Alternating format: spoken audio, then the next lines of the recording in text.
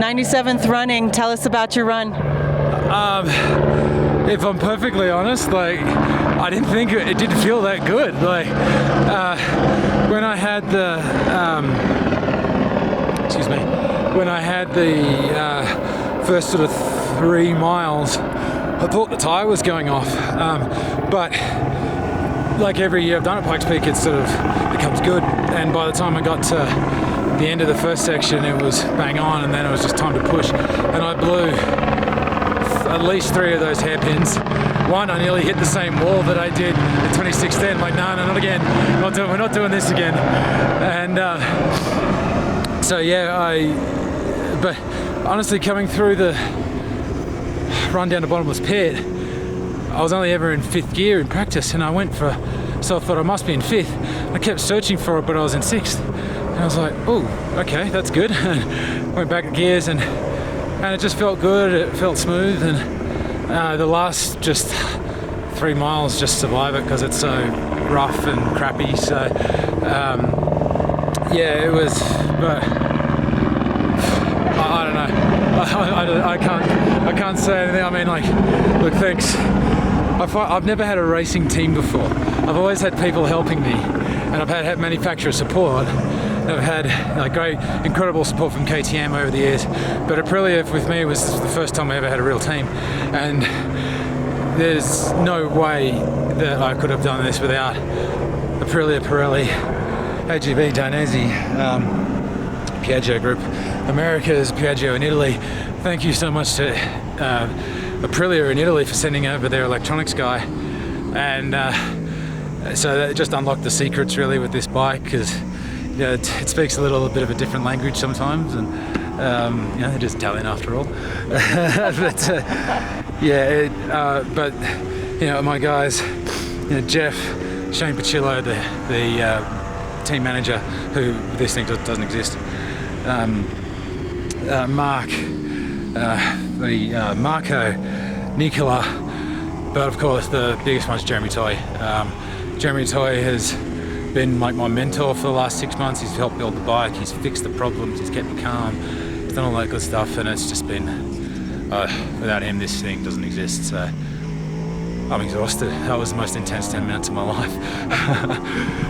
Well, it's always great to see you every time we've seen you up here, and it's always a new mountain, right? Yeah. So how are you feeling coming out of race week? Out of race week now? I mean, out of practice week, sorry.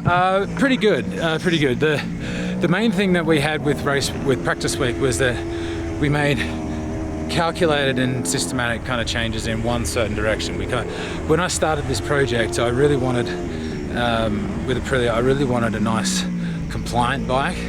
Previously, I'd had quite stiff chassis and quite stiff suspension, more like a traditional road race kind of circuit. And I thought this time might try and go the other way a little bit, because the chassis on this is traditionally a little bit stiffer as well than the KTM's. This is an actual superbike chassis from the RSV4. So I just wanted to have it more compliance in the chassis, and once we kind of figure, okay, that's the direction we want to go, we just systematically work through that in practice. The electronics upgrades that we got throughout the week, that was probably the biggest change. That really, like I described it like, the 4 of us were the hobos at the castle gates, like trying to get in, and then Nicola rocks up with the magic key and just goes ding, and we just walk right in, and it's like yes. And the first time we got to try the new map was when we were coming across here in practice and into Bottomless Pit, and I just hit the front and went, oh, that's good. so all that it all, I mean, I'm very long-winded, sorry, but all the changes were good. We never took a backward step. That was the main thing. Like, everything we did was positive. It was either positive in a little bit or positive in a huge amount. So that was the main thing. And I can barely work a bloody Game Boy, let alone like the electronics on these things. So without these, I would have been. So without those guys, so I'm just in awe of those guys. Thanks so much. And it's I always used to say, when the riders go, oh, thanks to the team, but I get it now. It's a team effort, and without them, this doesn't exist. That's awesome. Your biggest competition is Ducati.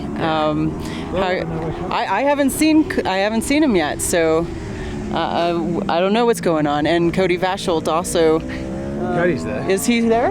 Oh, there he is. What oh, time you're right. did he do? I don't know. I guess we'll find out Cody, in a moment. Cody. You don't know. Okay.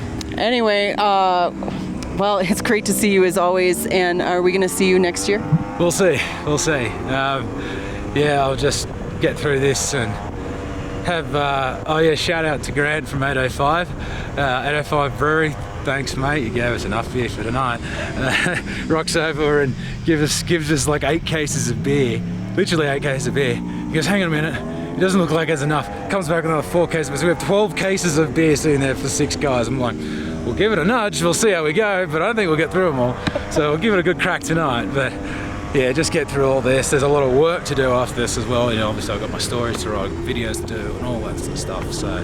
Well, Rennie, thank you so much for speaking to us today. We'll go find out what's going on, and once again, unofficially 9:44. That's an amazing time. Can you say that again? That doesn't confuse. 9:44. There we go. Give me a good scream. Boxing. Boxing kangaroo. Renty down the side. HJ's 2017 for Harvey James Scaysbrook. That's my little boy at home. 2017, the year he was born. He was 1 week old when I came here for the 2017 race. So can't wait to get home and give him a cuddle and give Annabelle, my wife, a kiss. Wonderful. Well, thanks again, Rennie. Congratulations, and we'll speak to you next year. Thanks a lot. Cheers.